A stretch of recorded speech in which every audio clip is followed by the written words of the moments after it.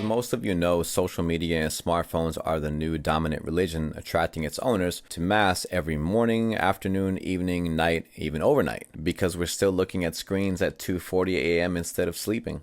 Go the fuck to sleep. For me, things like Mi Gente, MySpace, Facebook, Instagram, and all the social media platforms over the years haven't only provided me an effective means to troll strangers and pick unnecessary fights online for amusement, but they've also given me and countless artists of various fields a way to broaden our audience without hitting the road and at practically zero cost, except time. Time is the key word here. It takes time and effort and so much mindless scrolling through archives of human dumb fuckery to even begin to understand these social media platforms. Then it takes even more suffering to learn how to apply the insanity in a way that can be useful and meaningful to ourselves as well as others without it consuming our every waking hour. Which brings us to the latest in a long, sad line of online platforms for people to completely ruin their lives and the lives of their families in record time: TikTok. I have to admit that while it's nice to come out of the darkness every time I plunge myself dick deep into the abyss of the latest social media craze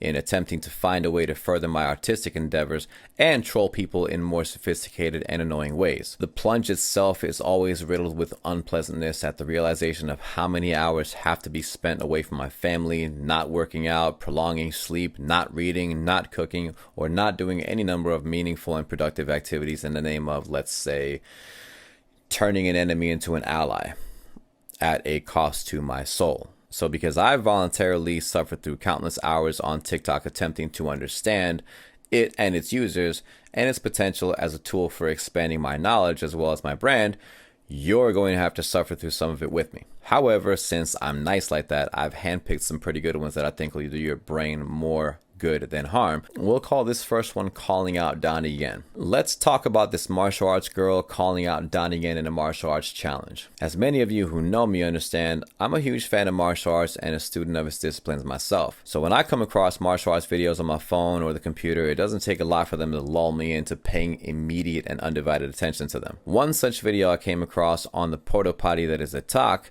features a young martial arts lady posing in a video with a caption that reads as follows. It is said this pose very difficult made by Donnie Yen. I will challenge him to make a more difficult one. Now, I'm not a fan of cocky people who stand on the shoulders of those who paved the way for their growth. With regard to many areas, but for this bit, martial arts in particular, I have particular distaste with the ones who lack gratitude for the amount of work it took martial artists who didn't grow up in the time of tutorial videos on any topic at your fingertips, a martial arts school every 3 to 5 miles from anyone basically, to end up learning what they learned and become as skilled as they did. This brings me to Alina Andrews 706 and her video challenging Donnie Yen to make a more difficult one. It is said this pose very difficult made by Donnie Yen.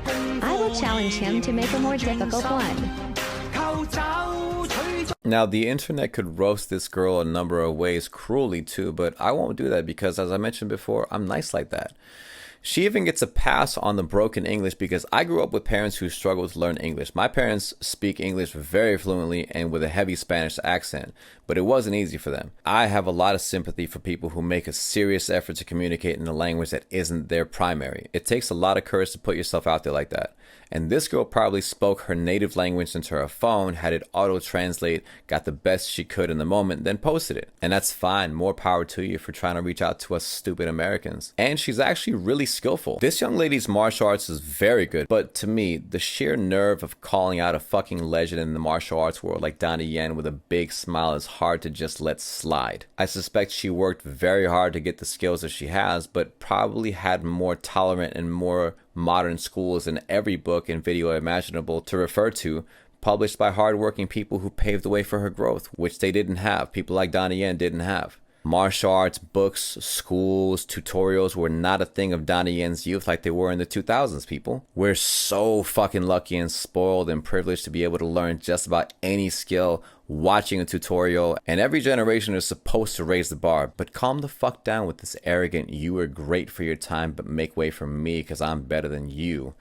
nonsense, because that's a nah, son. I left a comment responding to a request for a challenge and wrote, how about trying it again when you reach the age he is when he did it? With a minor typo, but you get the point. Donnie Yen was probably like 50 when he did this. Let's see if she's still talking shit in 30 years when she attempts this move and collapses screaming on the ground in utter and humiliating regret. Hopefully we'll get to see that video one day.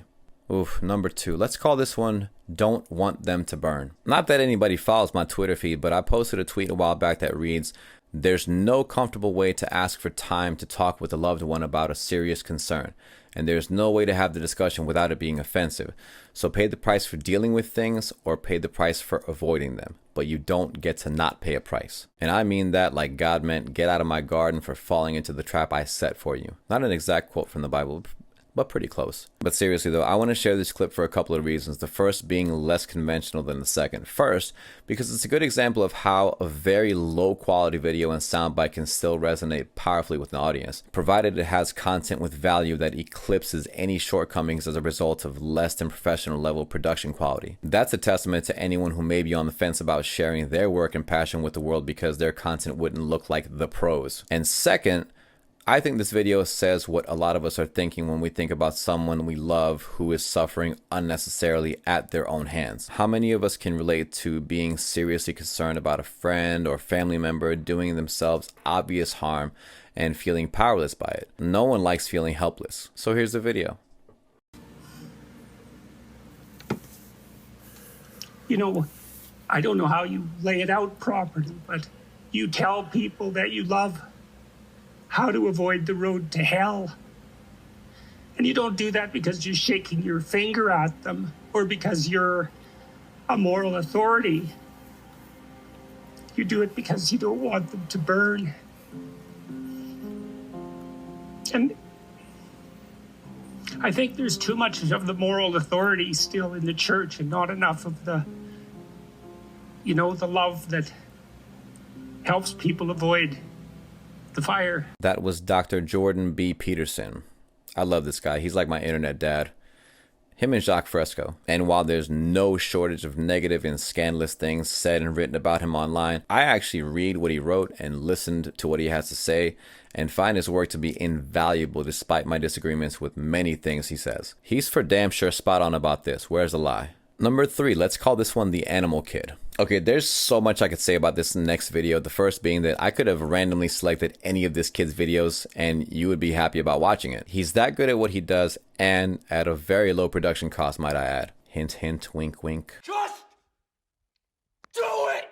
But I'll just play the video and give my 2 cents on this kid after. This little bird is one of the psychopaths of nature. 2 types of people watching this right now. Those that don't know what I'm talking about, and those that know why this psycho Tweety's nickname is the Butcher Bird. The shrike is a predator that hunts insects like grasshoppers, rodents like small mice, and even lizards. First, they factory reset their prey by violently shaking them until they break their spine. But the Butcher Bird gets its name because it'll store the soul-divorced body by impaling it on spikes and thorns. This bird will store several skewered corpses in its little pantry, tearing off pieces at a time while saving the rest for later. Some shrikes will even murk grasshoppers that are toxic to eat, store it in a little pantry in the sun for a couple of days, and then eat it once the exposure makes it slightly less toxic. I don't even want to know how they figured that out. Baby butcher birds will hone their homicidal tendencies by stabbing leaves on sharp tree branches. Also, they figured out how to flatline animals bigger than they are. The shrike will actually use its beak to pinch the spinal cord to cause paralysis, and then they'll thrash it around until the neck divides into 2. Who's teaching them this? And if you try to tell me this bird's cute, I can show you a graveyard full of people that said the same about Ted Bundy. Yeah, like all of his videos are that good. Now, there are a lot of things that your kid could grow up to do with their time and smartphone, and while it's fine to hope for a doctor, engineer, teacher, CEO, and all that, making money being a well-informed and funny online animal educator of all the ways your kid can turn out and how not you expected them to be, this isn't bad. I really like this kid and I'm going to buy his book for my son. Also, this is the kind of channel and content that no matter what you're into, no matter what your politics are, I seriously think a person would have to be a straight-jacketed psycho surrounded by padded walls not to like these videos. This lady is really interesting. One more before we move on. This one comes from the Wife Archives. My wife turned me on to a few videos by this woman, and my wife and I have some of the same For You content despite residing on opposite sides of the talk. So I'd come across some of these videos myself prior to my wife giving me her take on how good this account is. Anyway, the last video of the day is from an account called Low W Haley, Loewhaley. For anyone who has ever watched the movie Office Space and just gets it right away, or for those who have struggled setting boundaries with and being appreciated by people at work, you're gonna love this. How do you professionally say that sounds like a you problem? I believe that falls within your scope of responsibilities, but I'm happy to support where it makes sense. Why didn't you ask me for this sooner? Given the tight turnaround, it would have been beneficial to have been looped in on this sooner. Stop emailing me so often. To ensure that information does not get lost, let's reduce frequency of communication so that updates are only provided once more details have been established. Moist wishes. Please don't send that. And like the Animal Kid, I seriously think that no matter what kind of kink and fetish turns you and your partner on after the kids go to bed, you'll get a kick out of her videos. You're welcome.